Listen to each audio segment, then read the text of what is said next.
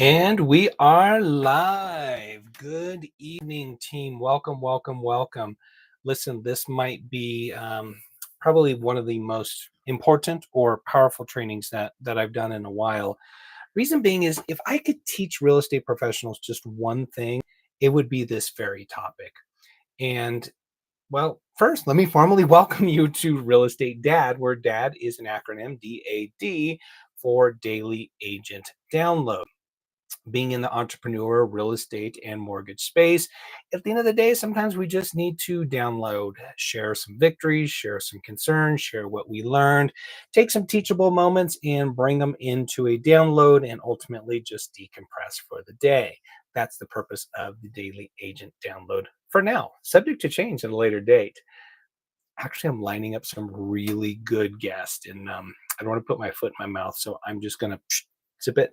But top industry professionals, um, people that move the needle, and yeah, I'm super excited about that. So listen, the more you like, the more you subscribe, the more that this gets out there, the more that they shows there's activity, the more likelihood that I can bring on some super uber powerful folks to just sharing our passion of real estate and real estate growth and just be a part of our mastermind community here. So, with that said, today's topic I want to talk about is the real estate schedule for success. And this is part three of a 9-part series, which is ultimately going to be our creating a powerful real estate business and brand all in one training. So, this is part three of 9. Super important aspect. And as the description below says, start over. As the description below says, busy agents go broke, structured agents build empires. Your calendar is your boss, and if you don't follow it, your business will fail you. See, team, and I've talked about this in other videos. So many real estate professionals get into this industry with just pure awesome intentions. They blow through their principles, their courses. They do all their training. They study for the test like it's nobody's business, and pass the test. And all of a sudden, they get that license, sign on with their real estate brokerage, and then it's like, cool, what's next? Maybe the brokerage offers some classes. Maybe they kind of go through the process of learning how to be a real estate professional, how to be a real estate professional on purpose, not by accident. They learn how to structure their business. But the problem is, and this is a very valid problem that really impacts a lot of well-intended agents, is there is so much information coming from so many different directions on use this widget to generate leads. Here, you need to buy leads over here. Here's what you should be doing to make money. Here's what the 20-year veteran over here is doing. Here's what I'm doing. I'm doing wholesaling and flipping this week. And it's like, it's just whiplash of all these shiny lures and all these light shows and everything that just occur. And they're just, the real estate industry is the most oversold industry. Everybody has a widget, a gizmo, a gimmick, something that they want to sell to a real estate professional, because it's not overly well intended, but it's because it's a group of independent contractors that are looking for solutions. And so, what a better pool to offer a solution. Awesome if it's a valid solution, not so awesome if it's not a valid solution. What I want to talk about today is one of your absolute baselines for success, that whether you are 1 minute, 1 day, 1 year, or 10 years in the business, you should revisit this and restructure it and reschedule it based on the results that you're achieving or not achieving. Yesterday, we talked about creating a business plan, and I scratched the surface on schedule. Today, we're going to dive deep into schedule. Not too deep, because the guardrails are pretty clear in regard to what needs to be done. There's not much variance on what needs to be done in your powerful real estate schedule in order to generate massive amounts of escrows and ultimately income. So let's talk about you as the boss of your business, you as the real estate CEO. What does your schedule look like? What is your new normal? And what must you implement on a daily basis to be, well, super successful in the real estate business? Team, I'm not making this up. I didn't just pull this out of thin air. This is the same duplicatable and repeatable schedule that I have taught to literally thousands of agents over my 2-decade career, from being chief operating officer to chief innovation officer to managing broker, you name it, everything in between, to some of the nation's largest real estate brokerages. My thumbprint and this schedule has impacted, and I say this humbly, but it certainly is what I'm going to, rest on in my final days. I have made an impact in this industry in the lives of many, many real estate professionals, and I take great pride in that. And this is the exact schedule that I share over and over and over again. It's not super complicated. There is some margin for change, so you to adjust it to your style, but the guardrails are pretty set. And if you follow it, you will be successful. If you don't, it's a coin flip. Maybe you will, maybe you won't. But if you want to guarantee success, this is the schedule you're going to follow. First and foremost, team, we're going to start early. We're going to start our day early, but our day actually starts the night before. We have to pre-plan our day the night before for the next day. We have to get our mindset right. We have to set our intentions. What are our proactive items that we want to get done this next day? Maybe that's lead follow-up. Maybe it's a call back that past client. Maybe you have a fire that you need to put out because a text came at 8 o'clock at night saying, hey, can you take care of this? Yeah, I'll take care of it tomorrow. There's a million and one things that we need to do in our business, in working in our business, but there's also only a handful of things that we need to be doing to work on our business. So although there's a million things that occur in our business that pulls and vies for our attention, there's really only a handful, maybe two handfuls of things that we need to do to work on our business. So we're going to start early.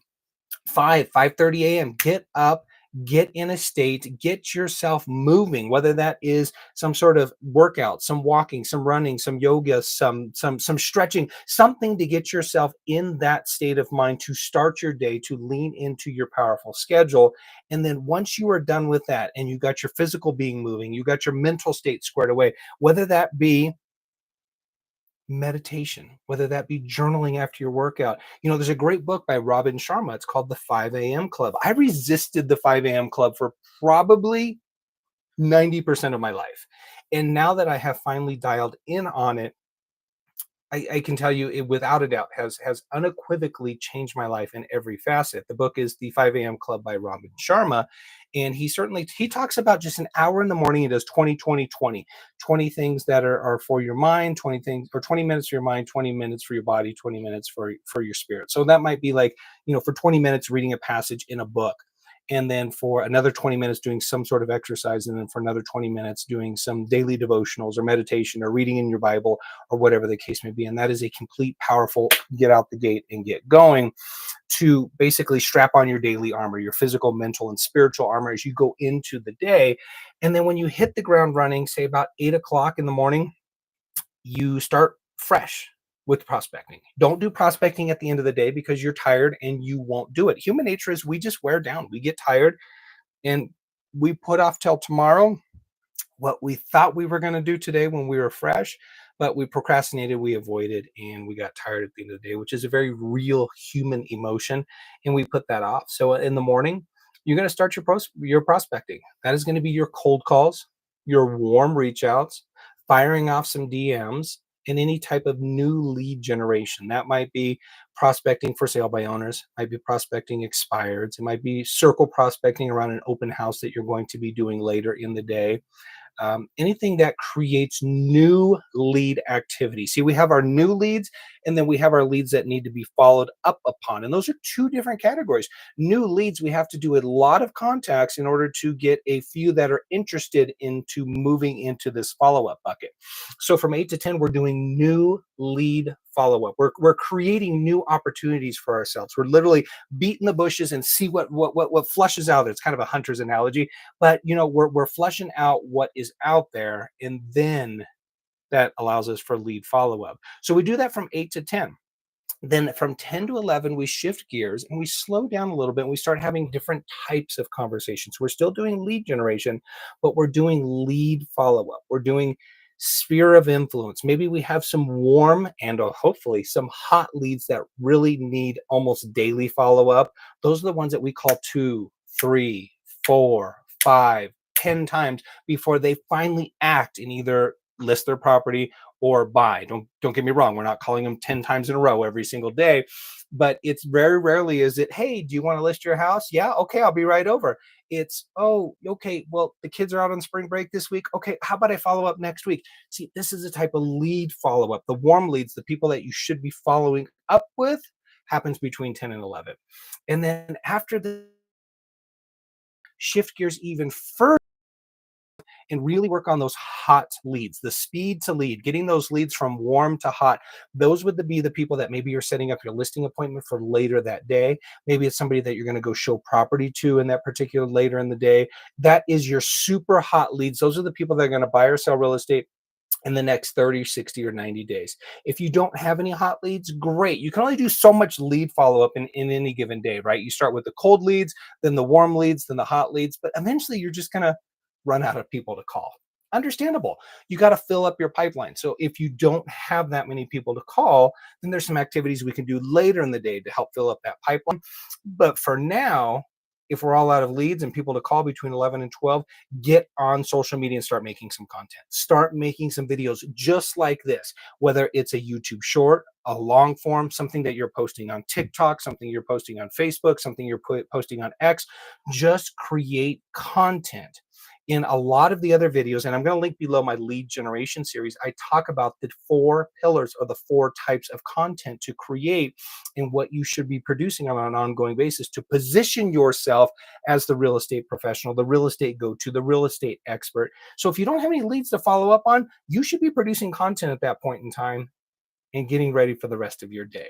So that's your front-loaded day from 8 until about noon. At noon, by all means, if you've worked hard, you've pushed those 4 or 5 hours, take a break.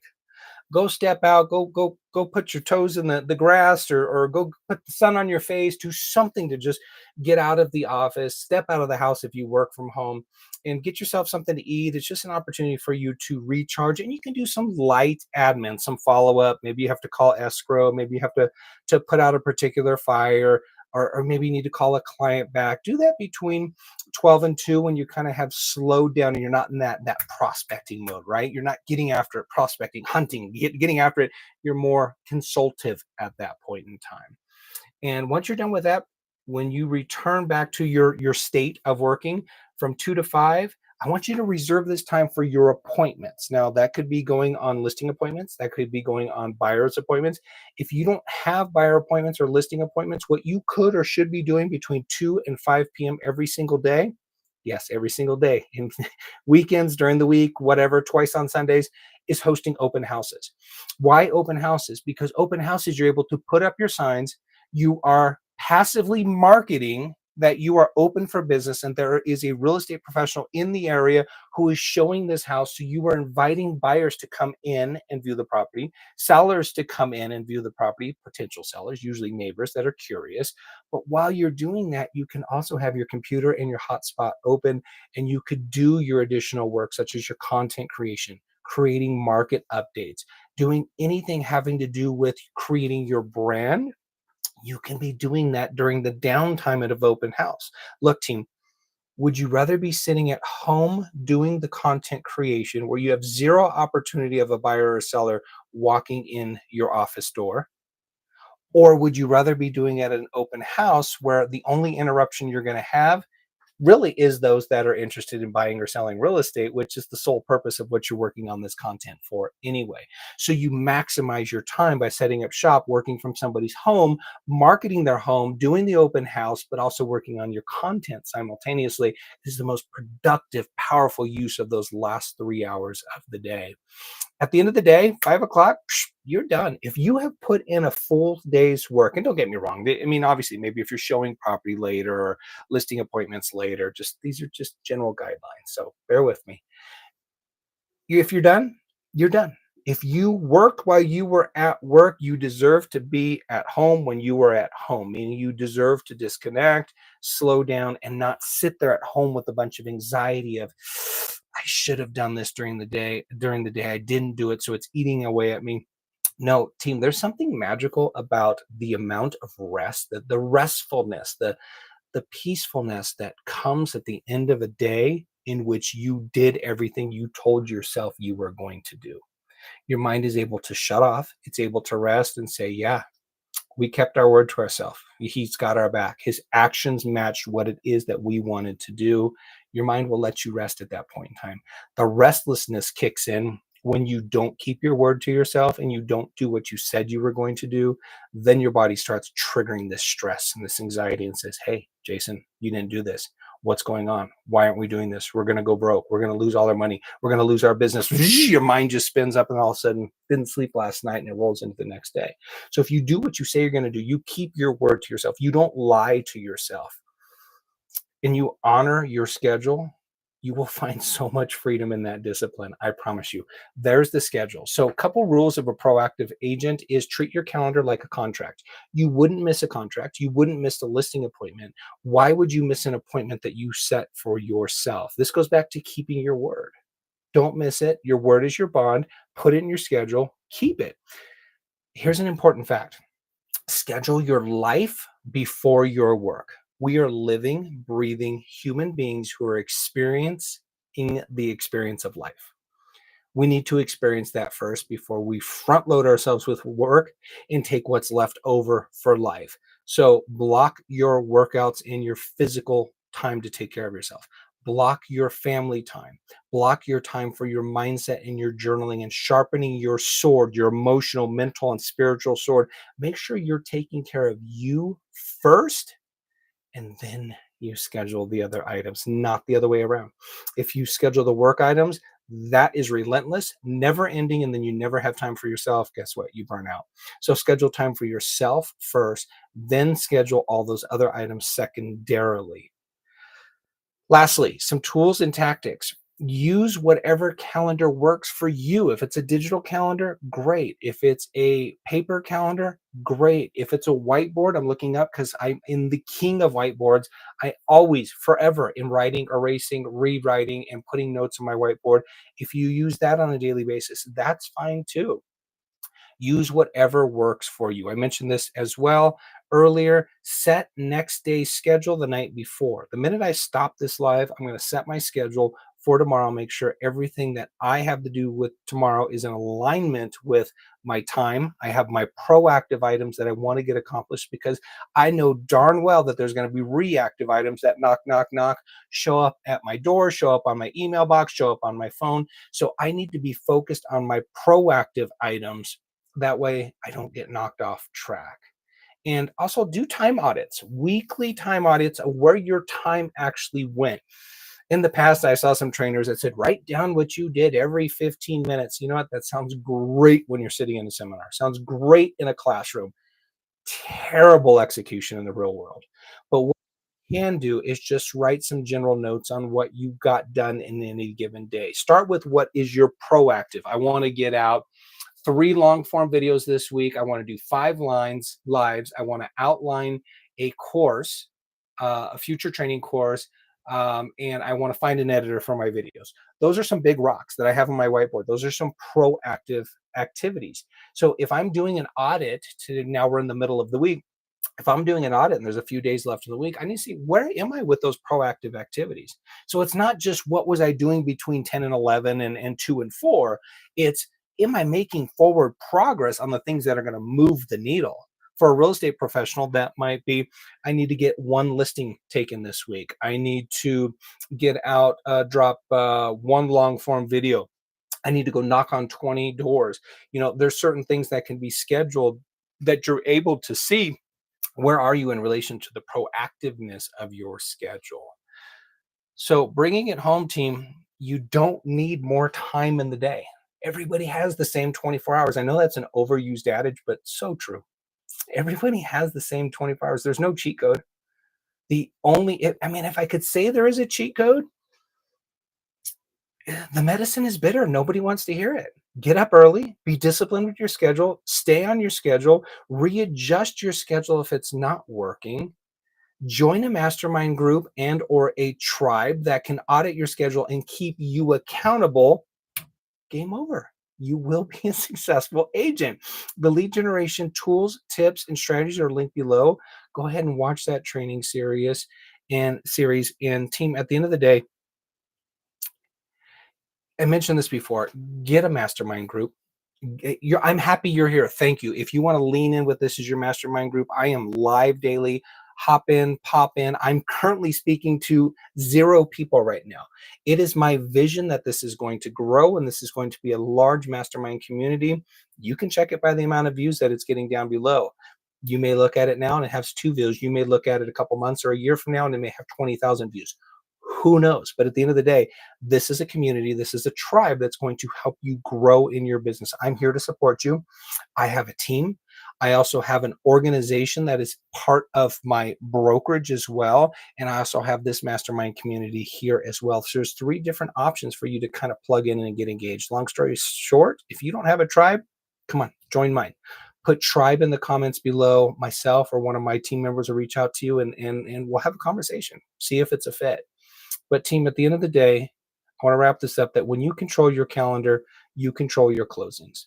When you don't control your closing calendar, you don't control your closings, and ultimately you don't control your income. So let's get that sense of control back. Let's get that peace of mind. Let's get that well-being, and let's get that fluidity of escrows flowing through the pipeline and into our bank account and help serve just a unlimited amount of clients. With that said, team, I want to remind you that you're extremely powerful. I believe in you. It's my role and my goal through this process that you start to believe in what's possible and ultimately that you believe in you as well. So, with that said, have a happy, healthy, productive rest of your day, and we'll talk soon, everybody. Bye bye.